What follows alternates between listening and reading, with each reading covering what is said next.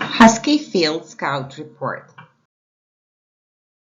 Knowledge and apps like the Field View can be very beneficial to the producer and the agronomist. Using Field View, we can predict what will happen during the growing season.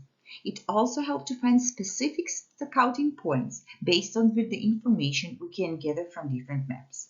GPS and different navigation apps help not only to navigate to chosen locations, but even more important, to come back to exact point later.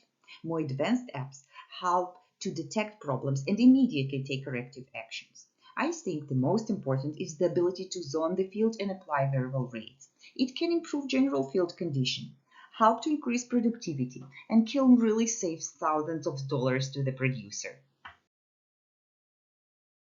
For the scouting assignments, we choose all scouting points based on the different imageries from Field View. We were interested in finding 3 random but representative parts of the field, the blue points.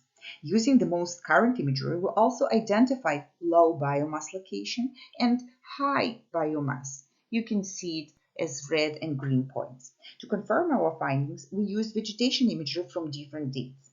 Due to the field view, we could quickly scroll through the imageries that help us to make quick and good decisions. Without these options, we could not make any plan and had to do it on the field. On June 27, generally biomass on the field is relatively low, and the field is still wet, as you can see. The area near the green point that has higher biomass later is green also now. So it gave us a clue that there were weeds. On July 2, the green point had lower biomass, but the red point that had low biomass later is the highest now. And that gave us a clue that we see healthy plant with good plant stance. We could also see more spots that require attention, but I will talk about this later. On September 5, the high biomass spot is green again. We thought it's a weed regrowth. Eventually, I found weeds and green canola there. The good spot, which is red, is brown, which makes sense in this stage. To understand what effect the weather events had on a production, I used information from the weather report. As can be seen from the chart above, the growing season started with lower participation compared to 15 years average. However, we had enough moisture to give a good start to the crop before seeding. In the middle of the growing season, we had normal participation compared to the average. Later in the season, we had lower participation and dry conditions could create some stress to canola plants. As you can see, we had some significant rain events during the growing season, the orange lines. However, we need to remember that we are comparing it to 15 years average, blue lines, so we won't be able to see any peaks. The same idea about the temperature compared to the average. It's an excellent tool that can help producer and agronomists, but we need to remember that humans are still important. And you can see from the chart, the temperature on July 30 was -1. It was strange for me, so I checked the historical Brandon weather website and found that it is an error. To ensure my assumptions that all these events had no significant influence on the crop, I searched on field view maps and couldn't find any effect. Then I searched the IDVI layer and the health change layer on the farm command. I found only one alert on the check days. There were more on others. But as can be seen, even though we have a little small positive change, it most likely is the weeds. Interested to understand if vegetation imagery from field view predicts yield. So I try to compare my findings from the scouted points to the actual yields. I've compared the imagery from July 12, kind of peak of the growing season, to the yield maps. I could obviously see that low yield areas correlate with field view imagery and my findings. It is 2 weed patches and a slough. I also could find some interesting points that require more attention, the blue ones. I haven't scouted those areas, but I could say that we'll have lower yields even just by looking on a field view. And it's because the lower biomass, it has lower biomass during the peak of the growing season.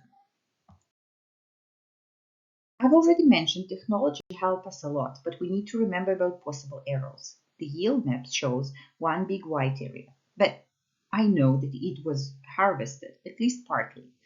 One of our scouted location is in the middle of this sport.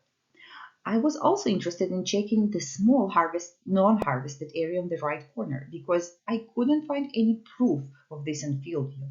I know that the resolution of the view is approximately 10 meters, so I decided to look for this area on farm commands. The resolution of the following IDVI images is 3.1 meters. The raw data is taken with 1 meter resolution. As can be seen, none of these images is showing any problems in this spot. So I can assume that it's possibly a machinery or calculation problem and it was harvested. As you can see, farm command is more accurate. But I wouldn't necessarily significantly change my scouting points because I wanted a general observation. Still, for sure, farm command tells us a better story about the farm history and can provide better direction for immediate actions. I've already demonstrated examples of using NDVI layer, but I also wanted to mention one more useful feature. I know that canola was seeded on May 29, and it was likely to emerge 15 days after seeding. So I wanted to find peaks of the growing season. To do that, and to ensure this assumption, I've generated an NDVI report to determine what would be the best imageries. So I could see that I'll be looking for imageries from July 12 to August 29. It also shows the imagery compared to natural color, so it can help to determine the quality of the imagery. It's important to identify the areas of concern. We can do it using both apps. You can see that the imagery is from the same date from different apps. Field View gives all the information, but on Farm Command, I could see more obviously the changes.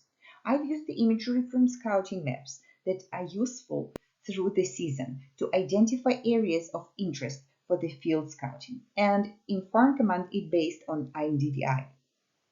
This image has three different colors. The green area is showing positive change, as can be seen mainly weeds. The red color shows negative change, mainly areas with low yield. And you can see that it correlates with the yield report. To emphasize the ability to immediate reaction, I've used health change that is generated automatically to identify significant positive or negative changes in the field.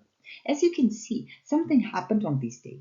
We have significant negative change, and we would like to check it immediately.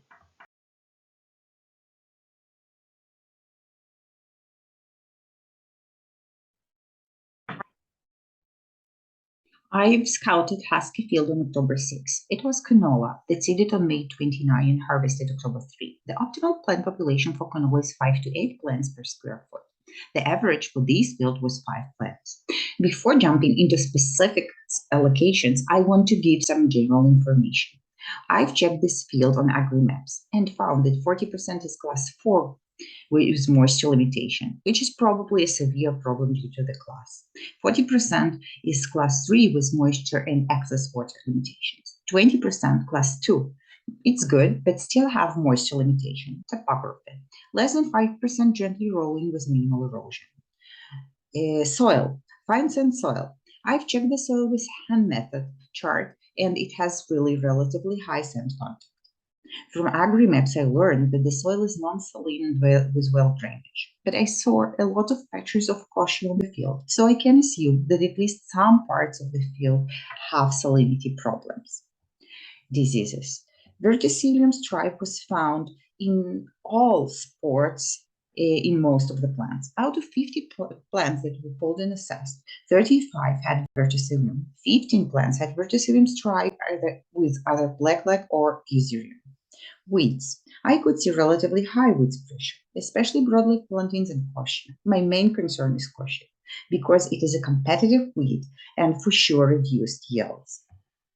So our three first locations are representative to this field in terms of yields, plant counts, weeds, and diseases.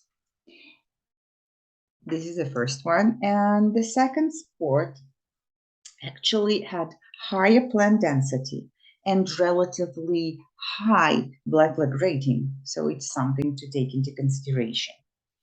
And the last representative sport I found some evidence to harvest losses, but honestly, nothing really dramatic. So the next sport was a high biomass sport. I've seen a lot of green canola plants that wasn't harvested and high weed density, something to pay attention to. Next sport is lower biomass. It's probably one of the best parts of the field with high plant stand, no weeds except one volunteer canola and high yields. And I could confirm it using the yields report. My next sport, I haven't counted it. It's actually an area, but because it has so low yield, less than 10 bushels per acre, I think it's important to mention it.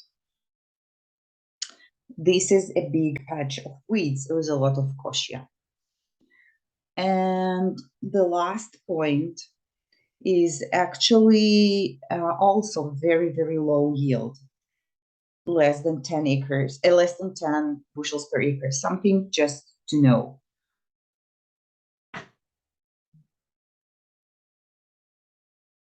Thank you for listening.